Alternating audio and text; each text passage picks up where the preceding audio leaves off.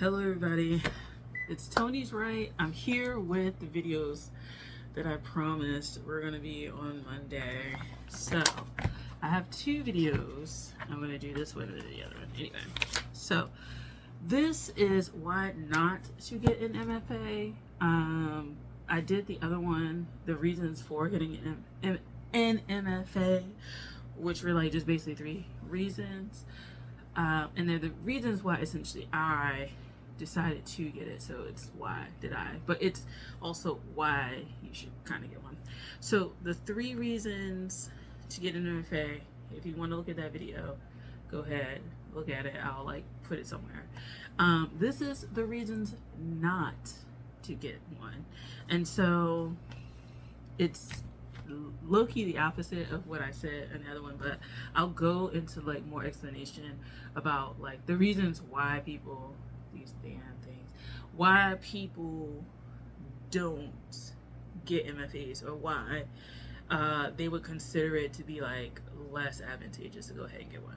So the first one is just the cost. Like, it's gonna cost money to do this.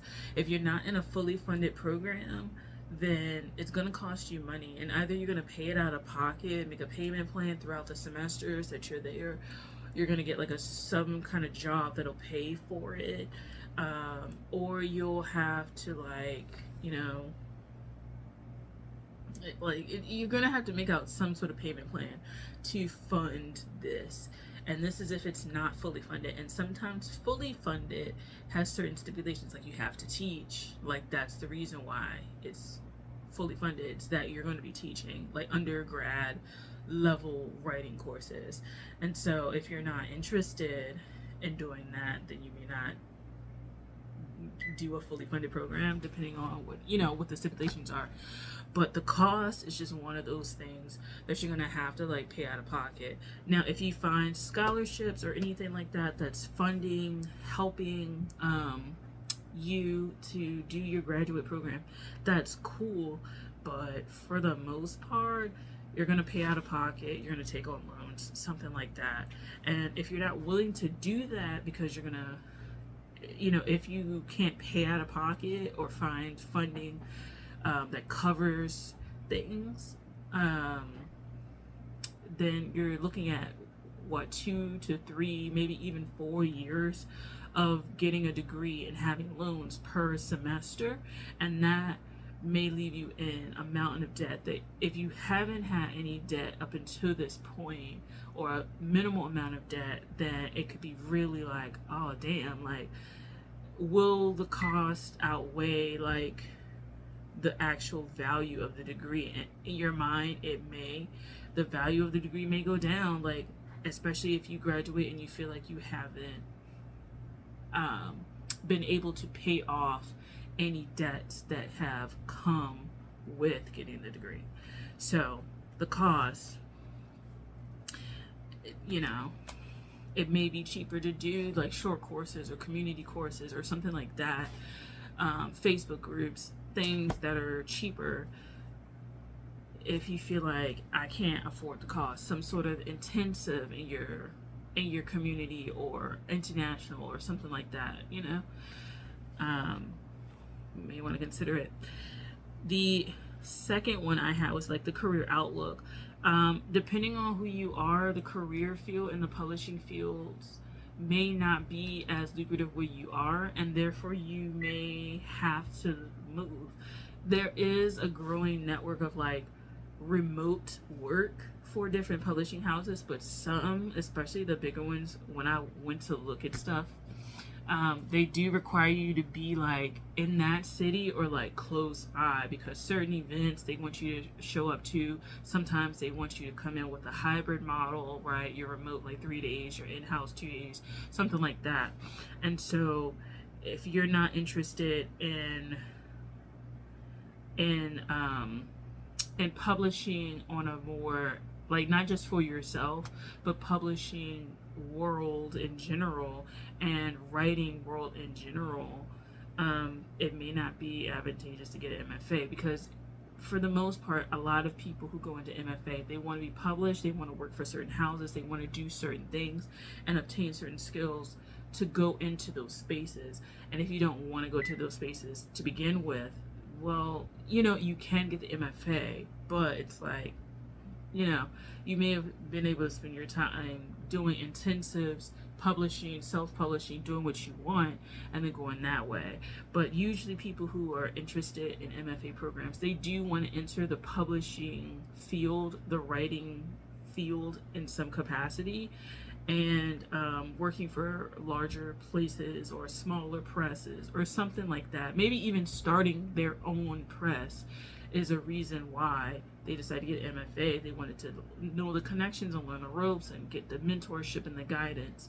If you're not interested in that, then there's probably no reason why to do an MFA.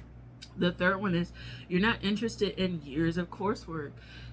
When you're in an MFA program, you have courses. I think I have 10 to 12 courses that I have to complete over 3 years, and every semester I'm taking 2 or 3 courses. You may not like that you have to do that for the next 2, 3, 4 years. You may not like that you also have to come up with a thesis, which is a body of work that culminates your time at that university. So if you want to do maybe things that focus on maybe specific things, like maybe improving your grammar, improving your prose, improving your lines in poetry, but you want to kind of just do that as a one-off thing because there may be a specific thing you're working on at the time, and once you kind of get what you need out of it, you finish that project and you move on, then an MFA program is not really for you, because I'm going to tell you, in the poetry stuff that I'm doing, this is going to work towards, at the end of our semester, a portfolio, but some of these poems may end up being part of my thesis as I workshop, as I learn more about poetry, as I'm introduced to more forms, changing the forms, changing the word, you know, swapping the words out, maybe words that are more fresh and vibrant as opposed to trite. These are things that you may want to consider, that you're going to have to put some sort of effort in, most likely on a weekly basis, weekly assignments, monthly assignments, meetups, Zooms, stuff like that, where you're being critiqued, your work is being looked at, and you have to kind of revise it. And if you're not interested in necessarily a culmination of work over a longer period of time, then it may not be for you. And then the last one is just, you're uninterested in the other aspects of obtaining a degree. So you may be required to do, if you're like in a fully funded program, you may be required to teach. You may have to teach to get certain grants, teach to get certain awards at the university. You might have to participate in a journal, submit something, travel places, things that are part of the courses. Like maybe you have to, like my program, we had to do a poetry reading, had to attend it, and it was mandatory. Like if you feel like your schedule doesn't allow you to do this stuff and you just really don't care, you want to just write, then an MFA program most likely will not be for you, because it is about writing, but it is about building a community in this very specific setting, right? The university setting. And so if you're not interested in that, then I would say definitely look at local intensives, local groups, maybe groups that do Zoom if you feel more comfortable, writing retreats, stuff like that. And or you could just, if you have specific work that you have, find an editor or someone that you can talk to about that work so that you can get it polished into whatever form that you need to get it to, especially if you're going to go publish, right? So these are just some of the reasons not to get an MFA.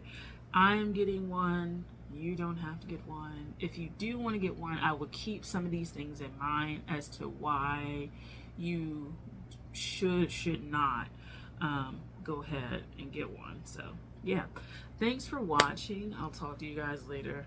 Take care. Bye.